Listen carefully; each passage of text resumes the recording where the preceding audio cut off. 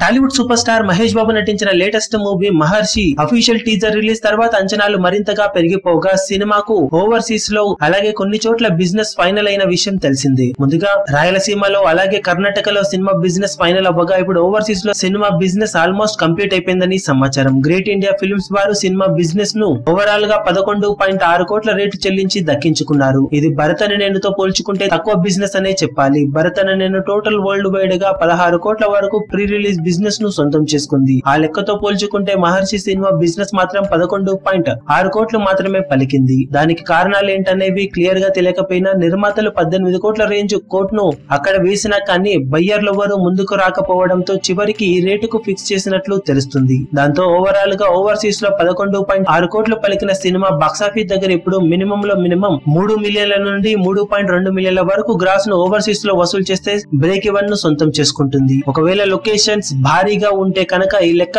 3.5 million కి పైగా వసూలను overseas లో సాధించాల్సి ఉంటుందని చెప్పవచ్చు. బాక్సాఫీస్ దగ్గర మే 9న అత్యంత భారీ ఎత్తున రిలీజ్ కాబోతున్న మహర్షి సినిమా ఎంతవరకు అంచనాలను తట్టుకొని కలెక్షన్ల వేటను కొనసాగిస్తుందో చూడాలి. ఈ వీడియో మీకు నచ్చినట్లయితే లైక్ చేయండి, షేర్ చేయండి, ఛానల్ ని సబ్స్క్రైబ్ చేయడం మాత్రం మరవకండి. ఏ చిన్న అప్డేట్ ను మిస్ అవ్వకూడదు అనుకుంటే బెల్ ఐకాన్ ని ప్రెస్ చేయండి.